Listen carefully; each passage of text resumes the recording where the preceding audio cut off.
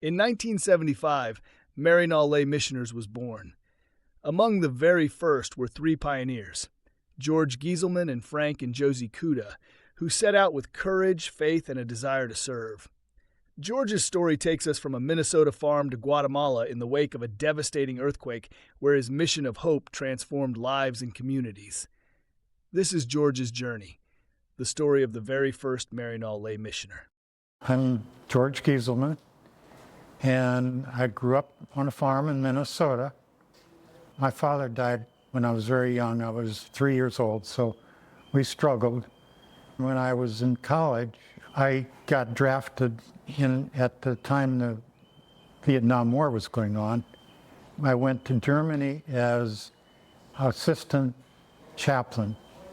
When I got out of the Army, I really wanted to do something special to help people. I had a degree in agriculture, and they said that they could really use me to teach agriculture to the poor indigenous people there. I went through the program, and myself and two others were a married couple. Frank and Josie Cuda were the first people in the program. That was in 1975. I went to language school in Cochabamba, and when I left there, I got to Guatemala, and the day before I got there, there was a terrible earthquake in Guatemala. The plans all changed. The first several months I worked in a town of 20,000 people, and in that town there were only 3 houses still standing, and 35,000 people were killed in Guatemala. The first few weeks, all we did was try to dig survivors out of the rubble. After a while, there was no more screams for help, and then it was recovering of bodies. It was just devastating, the suffering and all the people that were killed. I started a program of a co-op with the poorest of the poor people and got them all together.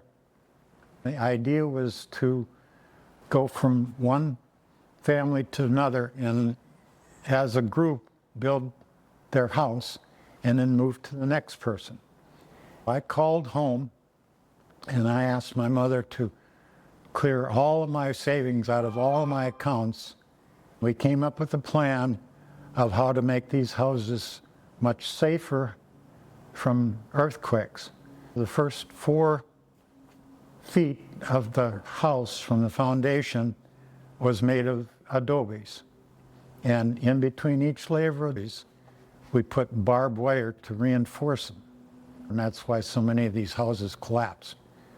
And after the 4 feet, the rest of the way to the roof, we use corn stalks. When a corn stalk falls on you, it doesn't do that much damage. And then I bought all the roofing material for all these houses. And in total, we built 49 houses. And then finally, I was able to start the agriculture program. My main program is to teach agriculture. So I taught a lot of different classes on agriculture. I think there was 43 villages, and I asked for 2 to 3 volunteers from each village. And they would come into the center, and I would teach their classes. The idea was they would go back to their village and teach the rest of the people in the village. These were really poor farmers. They would teach the others, and I would support them by visiting their village and help them teach their programs. And I did classes on all different things, diseases of coffee and how to improve their yields and how to prevent diseases and how to vaccinate animals. They couldn't afford fertilizer or hybrid seed or anything like that. We would use things like natural plant selection and types of natural fertilizer and different ways of planting, spacing and stuff like that, which didn't cost anything. And because of all that, their plant yields were tripled from the work I was able to help them with. And my wife and I had been corresponding for 6 years, writing letters back and forth.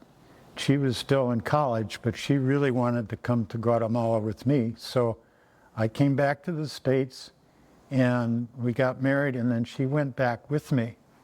They built a house for her, and she brought in all the really poor mothers and their babies to this house, and she taught them how to make better meals, how to give more protein to their babies, because a lot of these babies were malnourished. And then my wife really wanted to start a family. So we came back to the States and started our family here in 1978. Then we mostly just got normal jobs and raised a really nice family. My wife was so wonderful, and she passed away of cancer about 15 years ago, and I miss her greatly. I pray to her every day, and I ask her for her help. She's my special angel.